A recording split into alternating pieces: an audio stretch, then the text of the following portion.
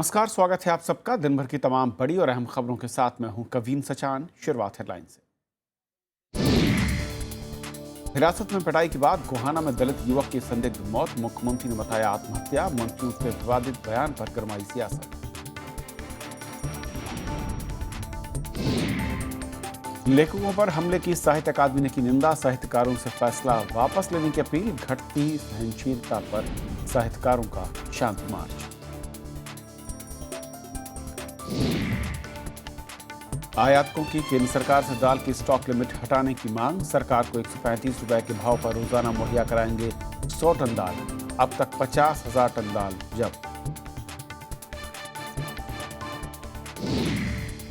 दिल्ली के 1 लाख से ज्यादा सफाई कर्मचारी हड़ताल पर, वेतन बढ़ाने के मुद्दे पर विरोध प्रदर्शन, सरकार ने किया फंड देने से इनकार।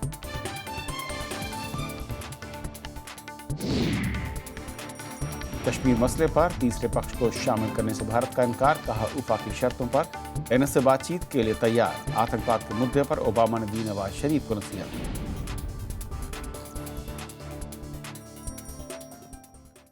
और आइए देखते हैं पहली खबर।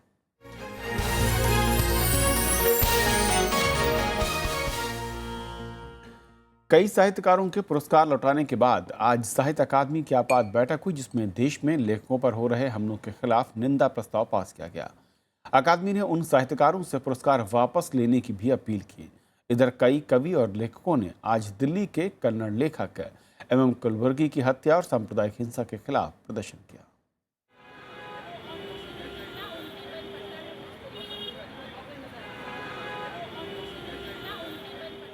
दिल्ली की सड़कों पर शुक्रवार को साहित्यकार प्रदर्शन करने उतरे, लेकिन वो दो अलग अलग खेमों में बटे हुए थे। कुछ साहित्यकार लेखकों पर हमले और सांप्रदायिक हिंसा के मामलों में सरकार के खिलाफ खड़े दिखे। इस तरह से संघर्ष करना बहुत जरूरी था। तो हम अपना जो संदेश है वही पहुंचाना चाहते हैं कि अब तो कान खोलो, देखो क्या हो रहा है, पूछो। ये नहीं कि हम आपके पास आए, आप पूछो ना लेखकों से। इनके खिलाफ भी प्रस्ताव पास करे, अध्यक्ष के खिलाफ भी, क्योंकि अध्यक्ष ने सही रुख अख्तियार नहीं किया और सरकार के प्रवक्ता की हैसियत से काम कर रहे हैं। तो दूसरी तरफ साहित्यकारों ने साहित्य अकादमी पुरस्कार वापस करने वालों का विरोध किया। उन्होंने इसे राजनीति से प्रेरित मुहिम बताया। पुरस्कार आपको इसलिए मिला कि आपने अच्छा साहित्य लिखा, जो समाज का आईना आपने दिखाया है एक्चुअल में। तो वहाँ अब ऐसी कलम में कौन सी आपकी में जंग लग गई कि आपको पुरस्कार लौटा का विरोध दर्ज करना पड़ रहा है। भाई कलम आपके पास थी, आप लिख सकते थे। तो साहित्य अकादमी अवार्डीज ने अभी तक पुरस्कार नहीं लौटा है। बहुत बड़ी संख्या है। असगर वाजाहिद साहब से पूछे, अलका सराउगी जी से पूछे, इन लोगों ने अवार्ड अपने वापस नहीं किए, लेकिन उन पर दबाव लगातार बनाया जा रहा है। तो ये षड्यंत्र है, ये आपको क्यों नहीं दिख रहा? लंबे अरसे की चुप्पी के बाद साहित्य अकादमी ने सरकार से साहित्यकारों की सुरक्षा और उन पर हमला करने वालों के खिलाफ कार्रवाई की मांग की है। कार्यकारी मंडल जो आज हुआ है, इस हत्या की पुनः निंदा करता है। पूर्व में भारतीय लेखकों की हुई हत्याओं और अत्याचारों को लेकर वह बेहद दुखी है। साहित्य अकादमी लेखकों की स्वायत्त संस्था है, जिसे साहित्यकार ही संचालित करते हैं। पुरस्कारों का फैसला भी अकादमी ही करती है। इसलिए साहित्य अकादमी ने लेखकों से पुरस्कार वापसी के फैसले पर दोबारा विचार करने को कहा है। अब तक नयनतारा सहगल और अशोक वाजपेयी समेत 35 से ज्यादा लेखक साहित्य अकादमी पुरस्कार वापस कर चुके हैं। नवविक्रम सिंह, राज्यसभा टीवी। और इस पूरे मसले पर और बातचीत करने के लिए हमारे साथ स्टूडियो में हैं साहित्यकार मंगलेश डबराल जी। मंगलेश जी, स्वागत है आपका। सबसे पहले तो जिस तरीके से आज ये बैठक हुई और जो एक निंदा प्रस्ताव पास किया गया, आपको लगता है कि एक सही कदम, लेकिन बहुत ही देरी के बाद उठाया गया? जी हाँ, यही कहा जा सकता है, देर आए दुरुस्त। तो मुझे लगता है साहित्य अकेडमी ने ये जो आपात बैठक बुला करके अपने कार्यकारिणी बोर्ड की एक अच्छा कदम उठाया है और मुझे लगता है कठोर शब्दों में इसकी निंदा की है। एक तो ये है, दूसरा ये है कि अकादमी ने लेखकों के जीवन के लिए जो असुरक्षा बढ़ती जा रही है, उन पर जो हमले हो रहे हैं और अभिव्यक्ति की आज़ादी को जिस तरह से दमन किया जा रहा है, उसके जो खिलाफ भी एक तरह का ये अपना बयान दिया है। तो मुझे लगता है ये दोनों अच्छी बातें हैं। अकादमी अगर पहले ये काम कर लेती, जब कन्नड़ विद्वान MM कलबुर्गी की हत्या हुई थी, तो मुझे लगता है कि ये शायद बेहतर होता। हाँ, लेकिन देर से सही साहित्य अकादमी ने अपनी इस तरह प्रतिष्ठा थोड़ा बचा ली है और ये लेखकों का ही दबाव था असल में। और मुझे लगता है कि अकादमी अगर इस तरह का कदम न उठाती और कड़े शब्दों में भर्त्सना न करती तो अनेक लेखक जो है वो अपना पुरस्कार लौटाने के लिए तैयार थे, और इनमें अंग्रेजी उपन्यासकार अनीता देसाई और विक्रम सेठ भी शामिल थे। लेकिन मंगलेश जी, क्या है कि दुख नहीं होता कि जिस तरीके से पूरा मसला हुआ और जो मैं कहूँ कि पिछले करीब 3 हफ्तों में जिस तरीके के हालात रहे हैं, जी, साहित्यकारों को सीधे सीधे 2 रंगों में बांट दिया है हालात ने। राजनीति के जरिए या राजनीतिक रंग साफ तौर पर नजर आने लगा है अलग अलग खेमों में। इसमें कोई राजनीतिक रंग नहीं है, क्योंकि देखिए ये प्रचार किया जा रहा था कि ये लोग या तो अपना पुरस्कार लौटाने वाले या अकादमी के विभिन्न पदों से इस्तीफे देने वाले लेखक जो हैं वो या तो कम्युनिस्ट हैं या कांग्रेसी हैं। ये सच्चाई ये है कि उनमें कई तरह की विचारधाराओं के लोग हैं, चाहे हमारी एक बड़ी लेखिका कृष्णा सोबती हों, ये चाहे और कोई लेखक हो, इनमें जो है तरह तरह की विचारधाराओं के लोग हैं। हाँ, ये सही है कि उनमें से कोई भी जो है वो वर्तमान सरकार की विचारधारा के व्यक्ति नहीं है, यानी वो संघ परिवार के व्यक्ति नहीं है, और उसे होना भी नहीं चाहिए उसको। लेकिन जिस तरीके से कुछ साहित्यकार मैं सुन रहा था जो बयान आ रहे थे कि साहित्य के जरिए ही आप विरोध भी कर सकते थे, आपके पास कलम सबसे मजबूत हथियार था, लेकिन उस हथियार का इस्तेमाल करने की बजाय साहित्यकारों ने सरेंडर करने का रास्ता अपना, यानी कि अपने पुरस्कार को वापस करने का रास्ता अपना। नहीं, देखिए ये सही है कि साहित्यकार का काम लिखना है, पहला बुनियादी काम जो लिखना है लेखन है, लेकिन लेखन कोई अपने समय की राजनीति से निरपेक्ष नहीं रह सकता। राजनीति हमारे जीवन की बहुत बड़ी निर्णायक शक्ति है और उसका प्रवेश हमारी रचनाओं में होगा ही होगा। और ये एक बात ये भी है कि जैसा कि गुंटर ग्रास जैसे बड़े लेखक ने कहा है कि राजनीति को राजनीतिक पार्टियों के भरोसे छोड़ देना बहुत ही खतरनाक होगा। तो इसलिए लेखक अपने समय की राजनीति से जुड़ा हुआ है, अपने समय के समाज से, हमारे समय की राजनीति जिस तरह का मनुष्य निर्मित कर रही है उससे उसका बहुत गहरा सरोकार है। आखिर हम बेहतर इंसान बनाने के लिए लिख रहे हैं, आखिर हम इसीलिए लिख रहे हैं कि हमारे चारों ओर एक बेहतर समाज बने, इंसान बेहतर हो। तो मुझे लगता है कि इसमें जो शक्तियाँ उसको बेहतर नहीं बनाना चाहती हैं, जो उसको बर्बर बनाना चाहती हैं, अमानवीय बनाना चाहती हैं, उन शक्तियों का विरोध करना भी लेखक का दायित्व है। लेकिन क्या वाकई इन आरोपों में सच्चाई दिखती है कि अब कुछ साहित्यकारों के, मैं कुछ इस तरह से इस्तेमाल कर रहा हूँ कि कुछ जो नाम सामने आ रहे हैं, आरोप लग रहे हैं कि वो अपनी कलम को राजनीतिक इंक यानी राजनीतिक स्याही से लिखने की कवायद या कोशिश में है? नहीं, अगर ऐसा है तो इसमें कोई मुझे नहीं लगता कि इसमें कोई दिक्कत की बात है या इसमें कोई आपत्ति की बात है। लेखकों को राजनीति में तो लेखक दुनिया भर में आते रहे हैं, बाकायदा राजनीति में प्रवेश करते रहे हैं, बाकायदा राष्ट्रपति बनते रहे हैं। सेनेगल के एक बहुत बड़े कवि वहाँ के राष्ट्रपति रहे हैं। तो इस तरह की घटनाएं, तो इस तरह की परंपरा बहुत से देशों में है। लेकिन मुझे नहीं लगता कि ये लेखक कोई सीधे राजनीति में आ रहे हैं या कोई राजनीति करना चाहते हैं। हाँ, ये सही है कि वे अपने समय की घटनाओं से अछूते नहीं रह सकते। अपने समय की घटनाओं से विचलित होना, मसलन किसी की एक अल्पसंख्यक हत्या कर दी जाती है एक अफवाह के बल पर, क्या इससे लेखक नहीं जुड़ेगा? इससे वो निश्चय ही जुड़ेगा। और हम जिस समय में रहते हैं वो एक राजनीतिक समय है, तो इसे राजनीति करना अगर कहा जाएगा, राजनीति करना जो है वो राजनेताओं का ही एक अधिकार नहीं है। और जिस तरीके से राजनेताओं ने साहित्यकारों को लेकर पिछले कुछ दिनों में बयान दिए हैं, मैं कहूँ जी हाँ। किस तरीके से आप लोग महसूस करते हैं, और क्या वाकई लगता है कि जो एक रेखा थी, जो एक सहनशीलता की या फिर सहिष्णुता की, वो टूटती नजर आई है? मुझे बहुत दुर्भाग्यपूर्ण है। देखिए, हमारे विदेश राज्य मंत्री ने जो है भोपाल में जब विश्व हिंदी सम्मेलन हो रहा था तो उस समय उनसे पूछा गया कि आपने लेखकों को अलग रखा है इस आयोजन से, तो उन्होंने कहा लेखकों का क्या है, वो आते हैं, शराब पीते हैं और चले जाते हैं। इस देश में 24 भाषाएं हैं, ऐसी भाषाएं जो स्वीकृत हैं संविधान द्वारा, और इसके अलावा जो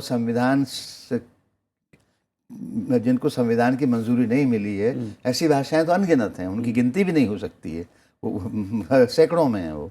तो इतने 24 भाषाओं के इतने बड़े लेखकों ने क्या उन्होंने इसीलिए लिखा है कि वो आएँ, शराब पिए और चले जाएं? कि उन्होंने महान साहित्य की रचना की है। जिनको ये विरासत का पता नहीं है तो उनके लिए यही कहा जा सकता है कि उनको इस देश की संस्कृति की कोई समझ नहीं है। मंगलेश जी, इस पूरे गंभीर मसले पर बातचीत करने के लिए बहुत बहुत शुक्रिया आपका। जी, धन्यवाद। तो ये थी हमारी पहली खबर। छोटा सा ब्रेक लेंगे, ब्रेक के उस पार दिन भर की दूसरी बड़ी खबरें होंगी, रहिएगा हमारे साथ।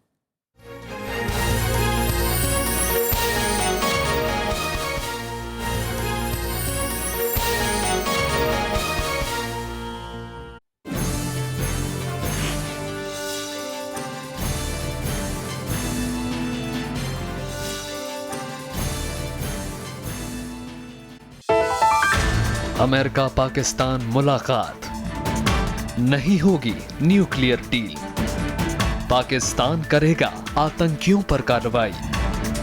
भारत के लिए ओबामा शरीफ बातचीत के क्या है मायने?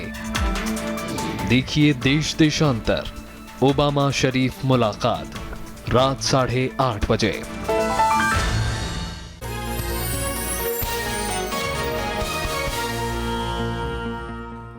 हरियाणा के सोनपेड़ गांव में 2 दलित बच्चों को जिंदा जलाए जाने की घटना के बाद गोहाना कस्बे में एक दलित लड़के की संदिग्ध मौत का मामला सामने आया है। परिवार का आरोप है कि पुलिस की पिटाई की चलते लड़के की मौत हुई और इस मामले में 2 पुलिसकर्मियों को निलंबित भी किया गया है। कांग्रेस ने मामले की निष्पक्ष जांच की मांग की है तो हरियाणा के मुख्यमंत्री ने इसे आत्महत्या का मामला बताया। हरियाणा के गोहाना कस्बे में एक लड़के की संदिग्ध मौत के बाद लोगों का गुस्सा फूट पड़ा। पीड़ित परिवार का आरोप है कि हिरासत में पुलिस की पिटाई से लड़के की मौत हुई है। परिवार वालों ने लड़के का शव सड़क पर रखकर प्रदर्शन किया और दोषी पुलिस कर्मियों के खिलाफ कार्रवाई की मांग की। एक बंदे का तो काम हो ही नहीं सकता जी।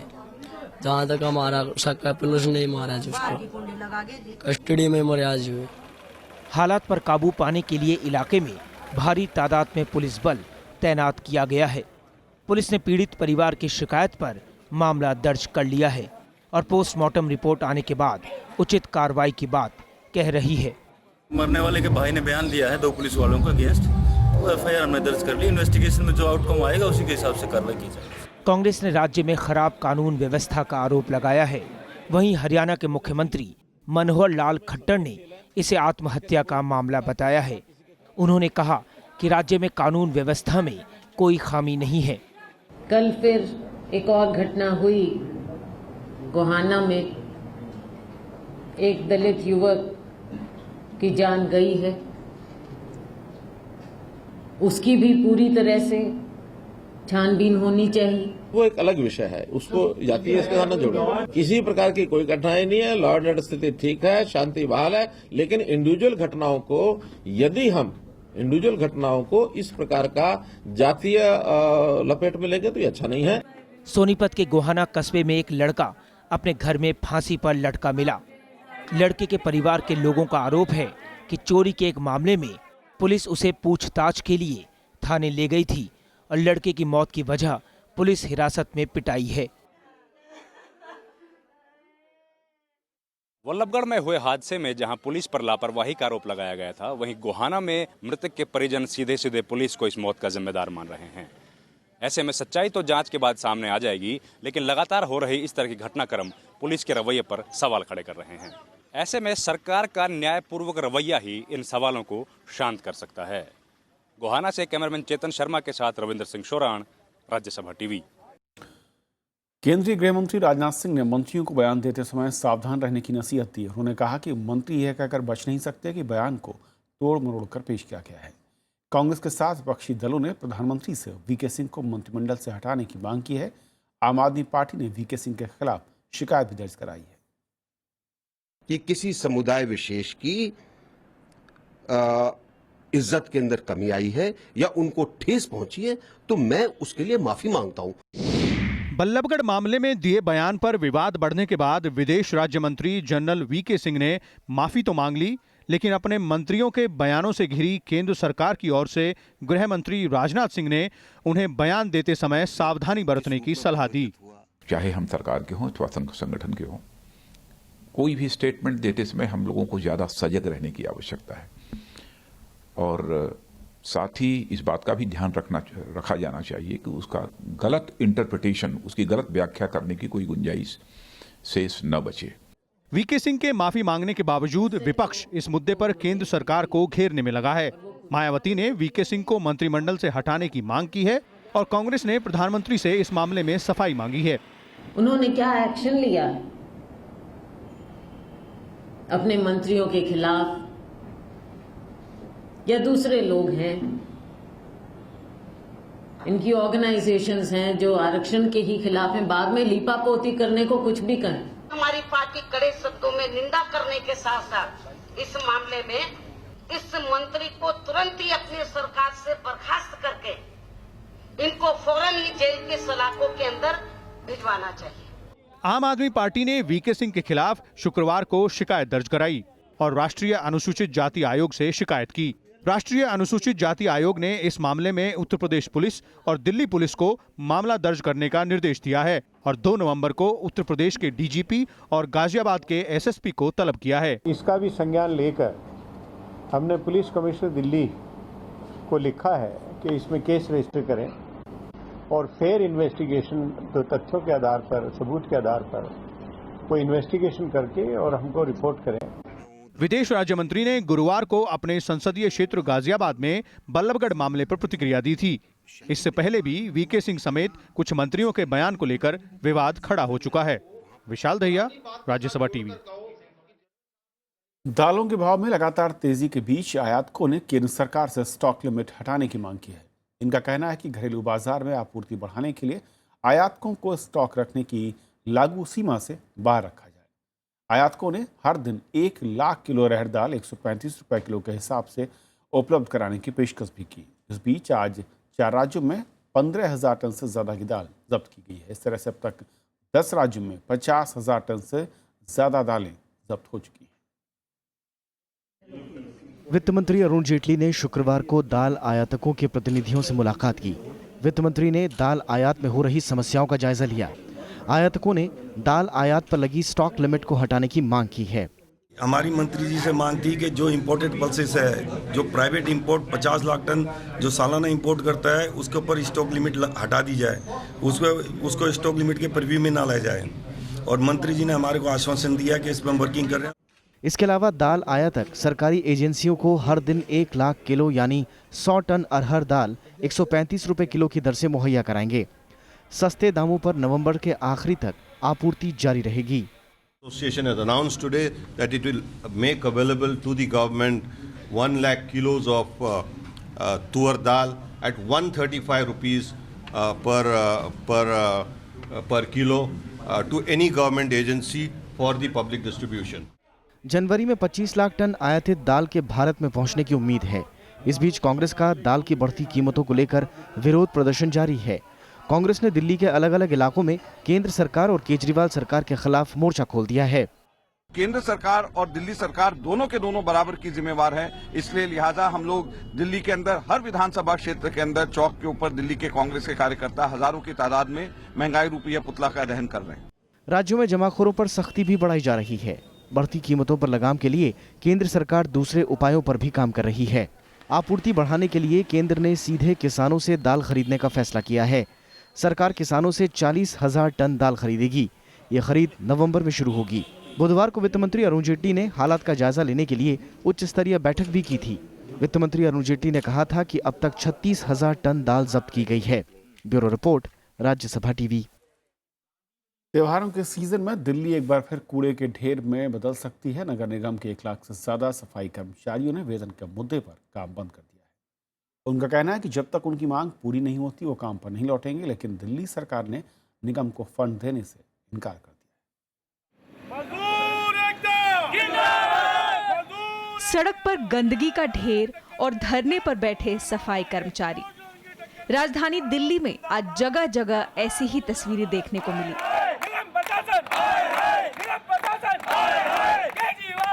नगर निगम के 1 लाख से ज्यादा सफाई कर्मचारी आज से अनिश्चितकालीन हड़ताल पर हैं।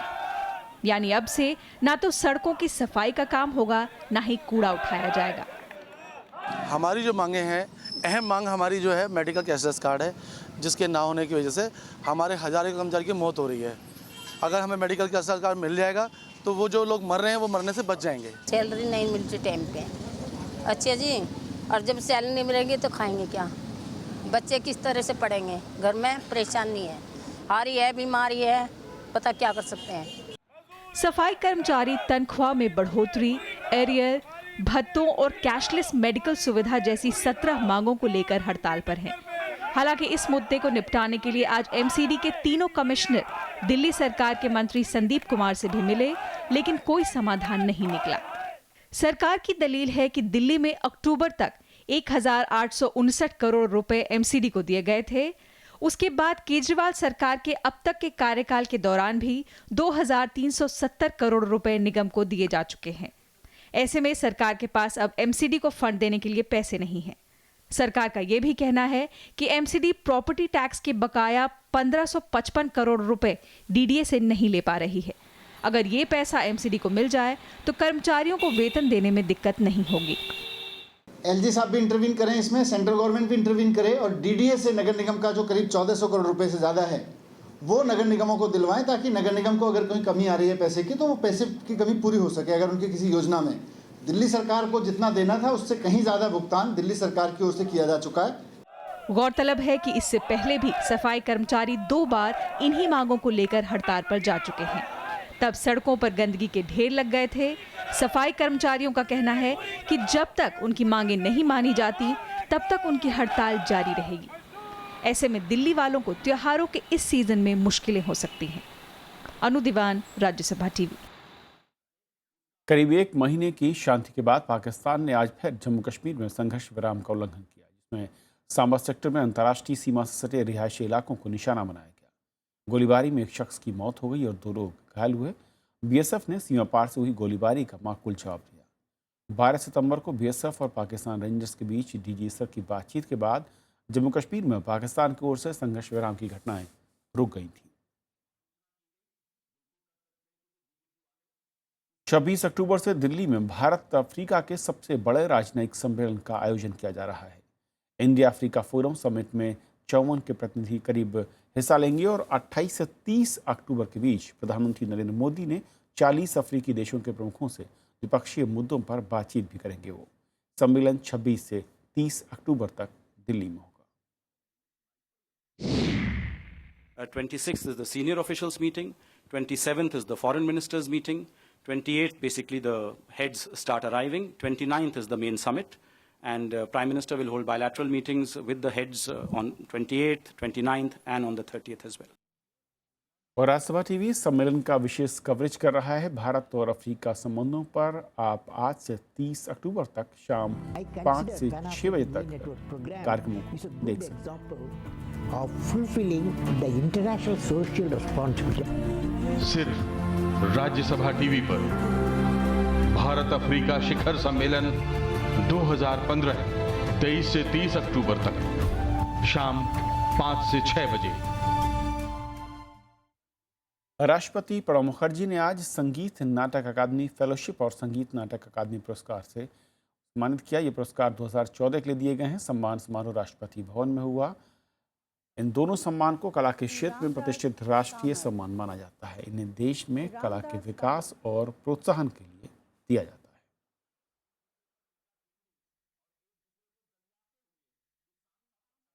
कश्मीर मसले पर किसी तीसरे पक्षकार की भूमिका को भारत ने एक बार फिर खारिज कर दिया है। विदेश मंत्रालय ने स्पष्ट किया कि भारत सिर्फ द्विपक्षीय बातचीत और शांतिपूर्ण तरीके से ही समाधान के पक्ष में है। मंत्रालय के प्रवक्ता विकास स्वरूप ने कहा कि भारत पाकिस्तान से उफा में बनी सहमति के आधार पर एनएसए स्तर की बातचीत के लिए तैयार है। कल व्हाइट हाउस में ओबामा से मुलाकात में नवाज शरीफ ने कश्मीर मसले को उठाने की कोशिश की थी, लेकिन अमेरिका ने इस मुद्दे पर दखल देने से इनकार कर दिया था। कश्मीर मुद्दे पर तीसरे पक्ष को शामिल करने की पाकिस्तान की कोशिशों की भारत ने निंदा की है। विदेश मंत्रालय के प्रवक्ता विकास स्वरूप ने कहा कि अमेरिका पाकिस्तान के साझा बयान से साफ है कि आतंकी संगठनों के प्रति पाकिस्तान के रवैये से अंतर्राष्ट्रीय समुदाय चिंतित है। India has always desired resolution of all issues with Pakistan bilaterally through dialogue and peaceful means. It is Pakistan which has chosen to use terrorism as an instrument of state policy. We hope that this visit conveys a clear message to Pakistan that the international community is deeply concerned about its support to and sponsorship of terrorism. दरअसल पाकिस्तान के प्रधानमंत्री नवाज शरीफ ने अमेरिकी राष्ट्रपति से मुलाकात में कश्मीर का मसला उठाने की कोशिश की, लेकिन अमेरिका ने कश्मीर मसले में दखल देने से इनकार कर दिया है। साथ ही अमेरिका ने स्पष्ट किया कि पाकिस्तान को सभी आतंकवादी समूहों के खिलाफ बिना किसी भेदभाव के कार्रवाई करनी होगी। Obviously, the United States and Pakistan have a long-standing relationship, work and cooperate on a whole host of issues, not just on security matters, but also on economic and scientific and educational affairs. Obama और शरीफ ने परमाणु सुरक्षा, अफगानिस्तान और आतंकवादी संगठनों को इस्लामाबाद के समर्थन जैसे जटिल मुद्दों पर विस्तार से चर्चा की। Pakistan-America relations span over 70 years, and it is my endeavor to further strengthen and solidify this relationship. America ने भारत अमेरिका परमाणु समझौते की तर्ज पर पाकिस्तान के साथ असैन्य परमाणु करार करने से भी साफ इनकार कर दिया है। प्रणव गोस्वामी के साथ ब्यूरो रिपोर्ट, राज्यसभा टीवी।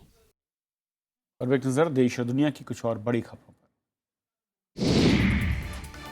उबर रेप केस में कोर्ट ने सजा पर फैसला 3 नवंबर तक के लिए टाल दिया है। बताया जा रहा है कि दोषी ड्राइवर को कोर्ट में पेश नहीं किया जा सका।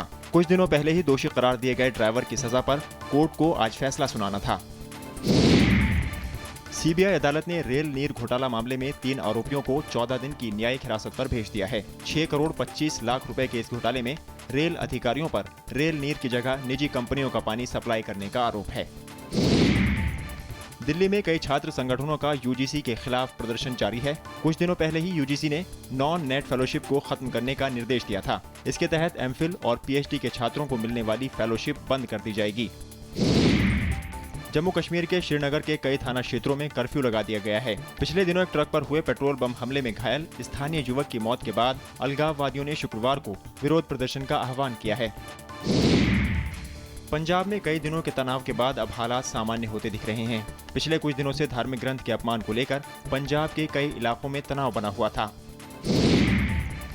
गलती से सीमा पार कर पाकिस्तान पहुंची भारतीय नागरिक गीता 26 अक्टूबर को भारत लौटेंगी। हालांकि इससे पहले गीता को डीएनए टेस्ट से गुजरना होगा। सुनने और बोलने में असमर्थ गीता 14 साल से पाकिस्तान में है। हफ्ते के आखिरी कारोबारी दिन शेयर बाजार बढ़त के साथ बंद हुए। सेंसेक्स 183 अंक बढ़कर 27,471 अंक पर बंद हुआ। वहीं निफ्टी 44 अंक की बढ़त के साथ 8,295 अंक पर बंद हुआ। साइना नेहवाल ने फ्रेंच ओपन के क्वार्टर फाइनल में जगह पक्की कर ली है।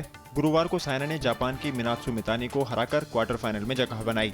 हालांकि ताज़ा विश्व रैंकिंग में badminton star Saina Nehwal number 2 पर खिसक गई हैं।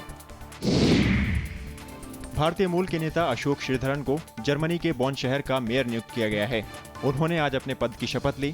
13 सितंबर को आए चुनाव परिणाम में श्रीधरन ने 50% से ज्यादा मतों से जीत दर्ज की थी।